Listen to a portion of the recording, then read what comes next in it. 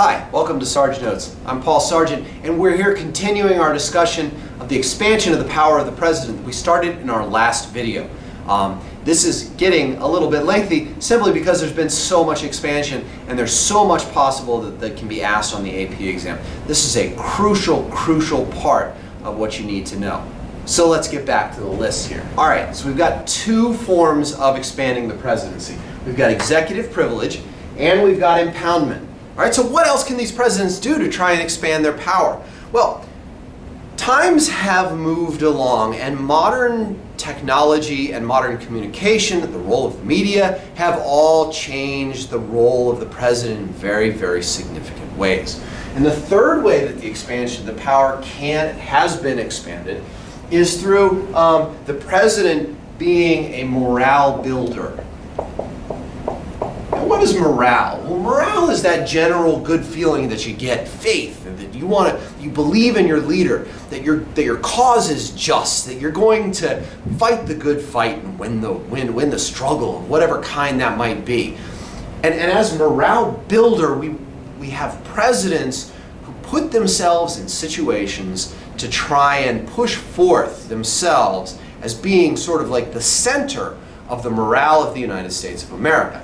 That's what they're trying to do here. And when we look to him for lots, I mean, if you look at what we do, we look to the president for lots of different morale building times. We look for them at times to show meaning, for something to happen. Why are we invading the country?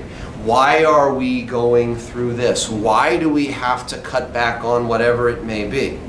We look to him for healing in times of national pain. We want the president to come forth and tell us it's going to be okay, to walk us through this, and sometimes to ensure that we're going to take care of things. We look to him for assurance that things are going to get better, that more jobs will appear, that the economy will recover, that we'll go get those terrorists who hit us on 9/11. We're looking for that kind of president.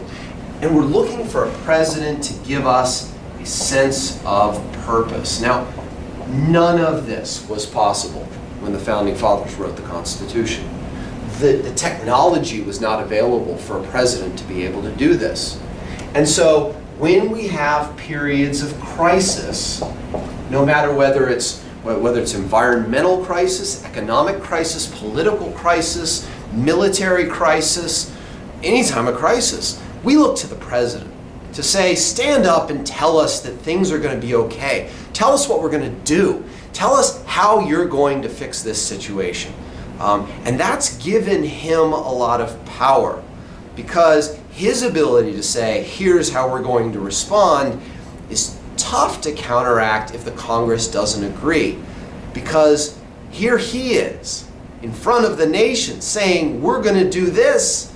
Hey, congressmen who go against him might find themselves without a job at the next election cycle. So it's not going to play out too well. We've also given the president, the power of agenda setting. And setting the agenda has become a major part of presidential power. Now in the Constitution, they do give some of this. They mention in the Constitution that the president will annually inform the Congress on the state of the union. In other words, how's life going on in the United States? What do we need to do? What needs our attention? And this has been crafted in the 20th century to a major media event. Every single year, both houses of Congress, the entire Supreme Court, the leaders of the different branches of military, international leaders at times, the president, the vice president, literally everyone in the federal government that's in an elected position is in one room together. And in that room, on a nationally televised broadcast in January, the president lays out his agenda. And we as Americans are brought into this.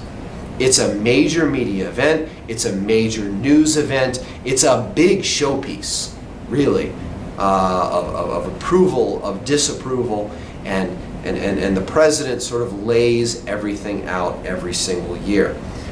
It has been very big, and there have been times when addresses like the State of the Union and like inaugural speeches have been used to create policy. We think most notoriously of FDR and the New Deal. In his inaugural address, we have nothing to fear but fear itself. We're going to go out, we're going to change this, we're going to make change. And even though he was not responsible for passing a single piece of legislation that made up the New Deal, because all of that went through Congress, we look back and we think of the New Deal as Roosevelt's program. When we think of the war on poverty, we think of LBJ and his war on poverty. When we think of the space program, we think of John F. Kennedy. When we think of the downfall of communism, we think of Ronald Reagan.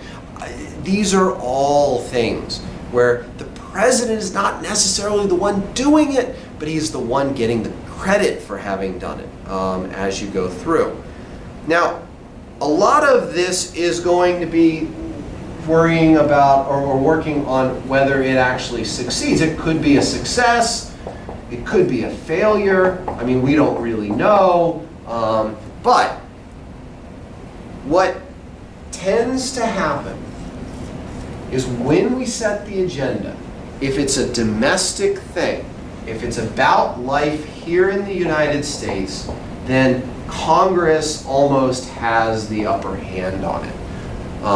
Congress is going to be able to really decide whether or not to implement the agenda. When President Obama stands up and says, we're going to develop high-speed rail in the United States, and Congress simply doesn't do it, then it doesn't happen.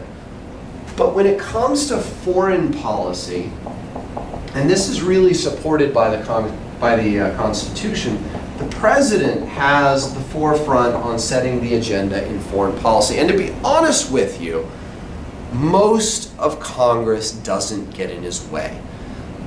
There's a sense that foreign policy needs speed. And Congress is not known for getting things done quickly. When you have 435 House members in one room debating things, it doesn't happen quickly. And so we give a lot of the powers for this, especially under his commander-in-chief powers, to the President of the United States. All right, so number 5, the President also has ways of expanding their power through what's called the power of persuasion. Now there are different people that the President is going to need to persuade. Since he doesn't have the power to do things himself, he's got to get people to do things on his side. He's got to mobilize others to do things he can't do. All right? You might think about Obamacare here. President Obama could not pass the health care initiative on his own. He needed Congress behind him. He needed the bureaucracy on his side. And he needed the American people. And so he had to have the power to persuade. And this is really the power of a good politician. Not necessarily a great leader, but a good politician can persuade people to do things. Who does he need to persuade? Well, he needs to persuade fellow politicians in his own party in D.C. Get them on his side in order to get stuff passed. He needs to get party activists, those people who are going to be working hard for party activities, and party leaders outside D.C. on his side. He needs people in different congressional districts. He needs people in different states. He needs them all on his side agreeing to do what he wants. And then, of course, he needs the public on his side, because their approval is very, very, very important. Okay? And if he can get all 3 of those put together, then all of a sudden, this means that he has influence over policymaking. Because if he can get them on their side, and sometimes the public is going to be enlisted to get other people on his side. If he can get all that, then he can influence what the policymaking is done. This has become known as the Bully Pulpit.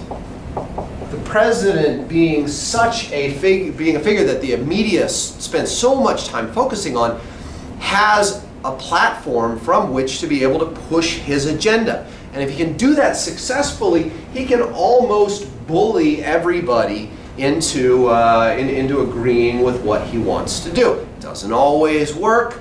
Sometimes it does, okay? There are things that work against it sometimes. But if you have someone who is a powerful persuader, and they don't come along all that often, most presidential candidates claim to be able to be powerful persuaders. But a true powerful persuader can mean real change. Because if you can get, or if a president can get people on his side to change the agenda, then he can make change.